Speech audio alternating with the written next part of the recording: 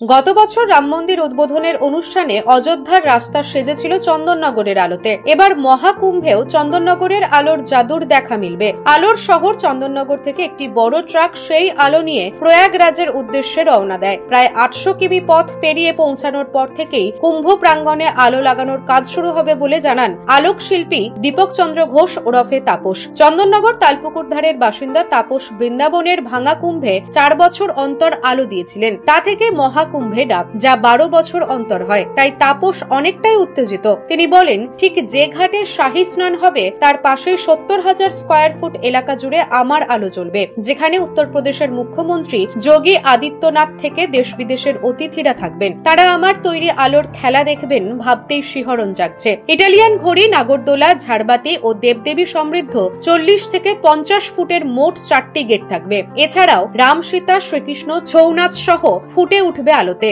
পাশাপাশি হাততালির আওয়াজে বসে থাকা গণেশ উঠে সকলকে আশীর্বাদ জানাবে। তাপস জানান, মূলত যন্ত্র নির্মাণ কাঠামোতে আলো খেলা দেখাবে। কুম্ভ মেলায় আমি প্রতিবার না এবারও কুম্ভ মেলায় যাচ্ছি। 4 বছর অন্তর অন্তর কুম্ভ মেলা হয়। আগের বারে হয়েছিল 2021 সালে হয়েছিল বৃন্দাবনে, 2013 সালে হয়েছিল এলাহাবাদে। সেই এলাহাবাদে আমি কাজ করেছিলাম। 8 নম্বর সেক্টরে কাজ করেছিলাম, শ্যামসুন্দর মন্দিরে কাজ করেছিলাম। এবছরে সেখান থেকে আমাদের সঙ্গে যোগাযোগে হিমাদ্রি কোম্পানির সঙ্গে যোগাযোগ হয়ে হিমাদ্রি কোম্পানি আমাকে ফোন করে এবং কুম্ভতে আমাকে স্পট দেখিয়ে এবং কি যোগী সাহেব ওনাকে 70,000 স্কোয়ার ফুট জায়গা দিয়েছেন, সেই জায়গায় আমাকে লাইট ডেকোরেশন করতে বলেছে।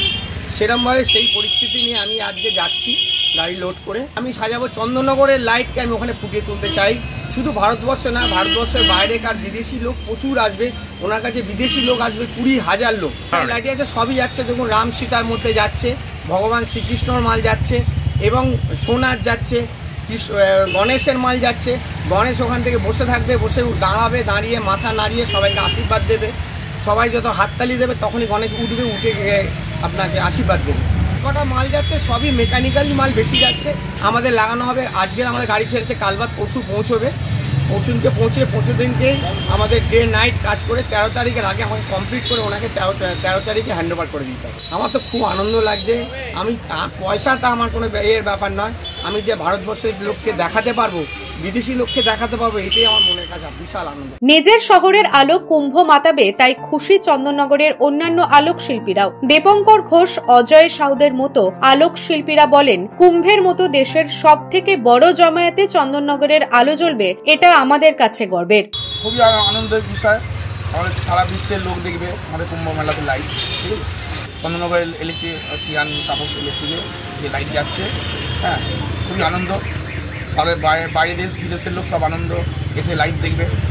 আমরা অবশ্যই অনেক গর্ববোধ করি, কারণ বহুত পুরনো সময় থেকেই চন্দননগরের লাইট চারিদিকে, বিশ্বের চারিদিকে অনেক ভালো মানে সম্পত্তি ওখানে ইয়ে করে এসছে, তাদের প্রভাব ফেলে এসছে বরাবরই।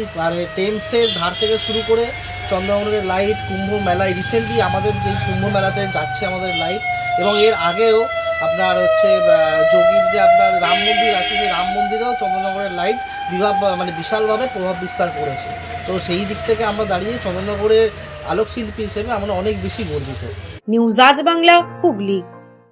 ঘর হবে সেরার সেরা, সবার কাছে মডেল, চিন্তা কিসের, সঙ্গে আছে কেবি মার্বেল। মনের মতো marble, granite, tile, sanitary fittings এর একমাত্র হোলসেল ও রিটেল শপ কেবি মার্বেল। যোগাযোগ 9434059753 অথবা 8918126044। আমাদের ঠিকানা বসন্তপুর, আমতলা মোড়, আরামবাগ, হুগলি। সাজাবো আমি স্বপ্নের বাড়ি, কেবি মার্বেলসে দেবো বাড়ি।